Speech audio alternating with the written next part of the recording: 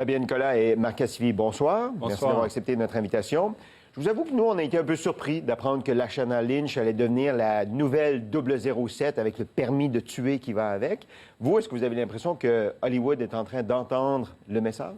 Ça fait très longtemps qu'Hollywood s'est réveillé après cette campagne de Oscar So White qui a été c'est initiée, 2016. qui a été initiée par April Reign, qu'on a reçu d'ailleurs au Festival du film Black de Toronto. Donc, depuis lors, ça a pris un coup de barre. Ils ont changé les règles même à l'Académie des Oscars pour pouvoir permettre à plus de gens de siéger, de voter. Plein de choses se sont passées. Il n'y a pas eu que Black Panther. Il y a eu Ava DuVernay qui a eu 100 millions de dollars pour faire un film. C'est la première fois qu'une femme, et en plus une femme noire, a eu ça. Écoute, Hollywood est en train vraiment de montrer que la diversité, c'est eux qui vont triompher là-dedans aussi. Marc? Bien, on attendait peut-être plus un acteur noir, Idriss Elba, on parlait de lui depuis longtemps. Là, j'ai l'impression, en fait, ce qu'on sait pour l'instant, c'est que cette actrice va jouer l'agent 007 parce que James Bond, qui est interprété par Daniel Craig, prend sa retraite. Mais je pense qu'on laisse la porte ouverte à toutes sortes de scénarios. Donc, est-ce que c'est vraiment... C'est pas réellement James... Elle prend pas le rôle de James Bond, mais c'est quand même une décision assez étonnante et intéressante. Et historique. Historique. Qui fait réagir. Puis je pense que c'est bien que ça fasse réagir aussi. C'est-à-dire qu'on n'est pas non plus rendu au point où ce genre de décision fait réagir personne, puis on prend ça pour acquis. Parce que selon ce qu'on lit du scénario, Daniel Craig, va être toujours présent dans le film. Oui. Il va même essayer de la séduire à un moment donné. Donc, on a l'impression que les producteurs se gardent quand même peut-être une porte de sortie. Si jamais ça marche pas si bien que ça avec Lashana Lynch, il pourrait ramener Daniel Craig, non? Vous pensez qu'il y a un point de non-retour ici? Moi, je ne rentrerai pas du tout dans les détails du scénario puis les intentions des auteurs. Ce que je dirais, c'est que Disney a été très constant. Consistent, comment on dit ça? Constant dans ses décisions d'inclusion. La nouvelle Ariel, par exemple, va être noire. La nouvelle Ariel est noire. Aussi, il y a eu, quand il a mis un acteur noir dans Star Wars, il y a quelques années, puis tout le monde disait, mais voyons, avec une actrice pas connue non plus, qui était là comme l'actrice principale à ses côtés. Donc, je pense que Disney est en train vraiment de donner une leçon d'inclusion à tout le monde. Ça veut dire que souvent, les gens vont dire, ah oui, mais historiquement, on peut pas mettre de la diversité là, parce qu'historiquement, le personnage était blanc. Et là, il montre que c'est à nous de refaire l'histoire. L'histoire nous appartient, on le fait comme on veut. Et aujourd'hui, on est en 2019 et voilà. Mais reste, Marc, que selon les statistiques qu'on lit, les gens issus de la diversité aux États-Unis représentent 40 de la population. Or, ils ne sont que 15 à 20 des rôles principaux au cinéma ou à la télévision. Il y a quand même encore beaucoup de travail à faire. Oui, beaucoup de travail à faire. Et on le voit aussi dans les réactions. Donc, cette Ariel, la petite sirène qui va être jouée, qui va être donc un personnage noir, ça a fait beaucoup réagir aux États-Unis. Il y a une certaine droite, des gens plus conservateurs qui n'acceptent pas ce genre de choses, ce qui étonne. La même réaction face à ce personnage dans James Bond.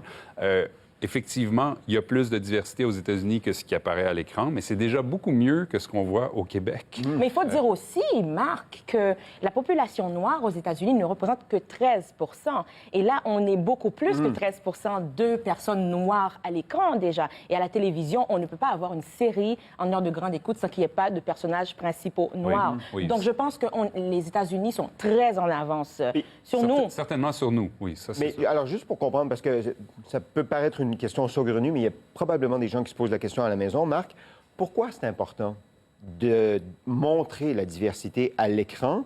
Pourquoi c'est si important et pourquoi c'est une bataille si importante pour ceux qui la mènent? Bien, je pense que c'est simplement de refléter à l'écran ce qu'est la société. Par exemple, à Montréal, il y a plus de la moitié des gens qui sont issus de l'immigration, soit des gens qui sont nés à l'étranger ou qui sont des enfants d'immigrants de première génération. On ne voit pas du tout ça à l'écran. À l'écran québécois, c'est très, très blanc. Toutes les études le démontrent. On n'a même pas de nom comme italien à l'écran. Oui, c'est ça. Et quand c'est des noms italiens, évidemment, c'est souvent des personnages qui sont liés au crime organisé. Exact. On est très stéréotypé aussi dans le genre de personnage. Et donc, il y a beaucoup de chemin à faire, simplement pour représenter la société québécoise. Et bon, on parle beaucoup de Montréal. Montréal, c'est quand même la moitié du Québec. Le tiers des personnes sont nées à l'étranger. On ne le voit pas du tout ni au cinéma ni à la télévision. Alors, selon un recensement de l'UDA, l'Union des artistes, en 2014, 5 des acteurs au théâtre et à la télévision étaient issus de minorités ethniques ou visibles. Alors, la question qui tue, Fabienne, Le milieu du divertissement québécois est-il raciste dans son approche face aux acteurs qui viennent de... On parle d'ici? Oui, québécois. Non, je pense pas qu'il y ait un milieu raciste ici au Québec. Moi, Alors, je pense pourquoi il y a si peu de représentation? Je pense qu'il y a de la fermeture, qu'il y a de la peur et qu'il y a une espèce de laxisme, genre on ne sait pas où les trouver, il y en a pas qui savent jouer assez, ou etc. Ben, je pense que quand on en a vraiment besoin et on doit en trouver, on en trouve. Mais quand il n'y a pas de quota, il n'y a pas d'incitatif, etc., on trouve plein d'excuses. Je vais vous donner un exemple. Ce serait très triste de voir La Petite Sirène ou de voir ce nouveau Bond, James Bond, avec la 007 noire, et de voir que c'est doublé entièrement par des gens blancs. C'est ce qui se passe en ce moment. La prochaine étape, donc, pour vous, c'est de savoir si Lashana Lynch est doublée par... Mais ça, c'est important parce qu'il y a une étude qui a été faite justement par Radio... Pas une étude, mais un reportage qui a été fait par Radio-Canada qui montrait que pendant qu'on se réjouissait de tous les films américains, Black, etc., et Black Panther et tout, eh bien, pendant ce temps, l'entièreté des gens qui jouaient ces rôles-là, qui étaient des Noirs, eh bien, étaient doublés au Québec par des Blancs. Ouais. Alors, il y a aussi cette réalité de savoir qu'au Québec, on est tellement en arrière, mais dans tous les points de vue. Donc, il faut se battre, il faut continuer à avancer. Ces Noirs, ils existent, ces acteurs de minorités visibles, ils sont là. Il faut aller les chercher, il faut leur ouvrir les portes et puis il faut les inclure. Moi, je vous rappelais la controverse de Slav, c'était l'an dernier? Oui. Il n'y a pas si longtemps que ça. L'été dernier. Mais donc, Marc, dans le milieu du divertissement québécois, pourquoi il y a si peu de minorités représentées à l'écran?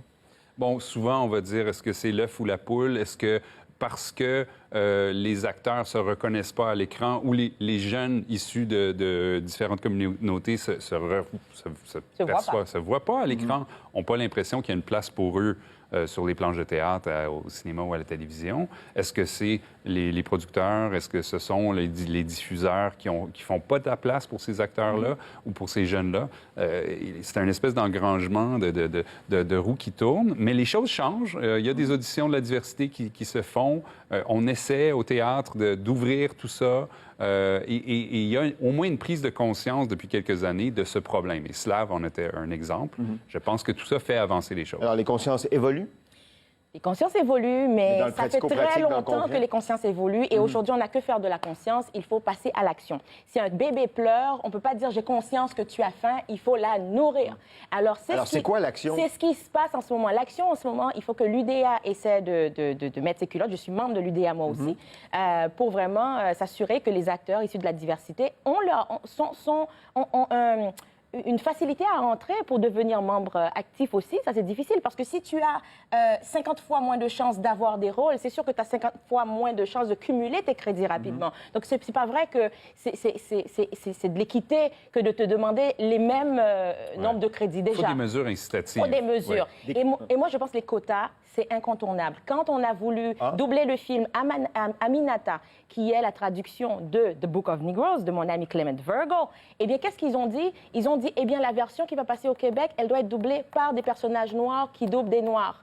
Alors, et ça s'est fait? Et la directrice de casting a dit, mon Dieu, selon votre reportage d'ailleurs de Radio-Canada, eh bien là, quand on a eu cette commande-là, bien, on a dû faire des appels, on a appelé UDR, on a appelé ci, on a appelé ça, on a dû former des acteurs, etc. Et on y est arrivé. Mais c'est pas des quotas, ça, c'est un producteur qui met son point sur la table. C'est un quota, c'est ça qui va se passer, c'est ça qu'on demande. Et ça veut dire quoi? Quand il y a des mesures coercitives, quand on demande des quotas, quand on dit c'est ça qui se passe, on trouve des solutions. Mais les quotas, c'est le gouvernement qui doit les imposer? Non, pas du tout. Les quotas, je pense que c'est l'industrie artistique qui doit les imposer. Le gouvernement, ça veut dire les Téléfilms Canada, la SODEC, etc. Vous imaginez, demain matin, si on disait il n'y a pas d'argent qui va être donné à des films qui n'incluent pas la diversité ou des téléséries qui n'incluent pas la diversité, à part égale du marché. Qu'est-ce que vous pensez qui allait arriver? Pas d'argent, pas de film. Eh bien, laissez-moi vous dire, on va trouver de la diversité. Mais pour l'instant, il n'y a aucune raison que cela change si on ne pousse pas. Bien, ils le font d'ailleurs en télévision. À Radio-Canada, les nouvelles émissions font ce genre d'initiative. Il faut qu'il y ait des gens issus de la diversité dans les projets de fiction qui sont présentés. Et bon, ça fait aussi jaser. Il y a des gens qui trouvent que c'est limitatif ou c'est restrictif. Moi, je suis d'accord avec Fabienne qu'il faut parfois forcer les choses pour la note, pour que les choses se passent et bougent. Très bien. Merci d'avoir participé à l'émission ce soir. On va y arriver. Au revoir. Merci.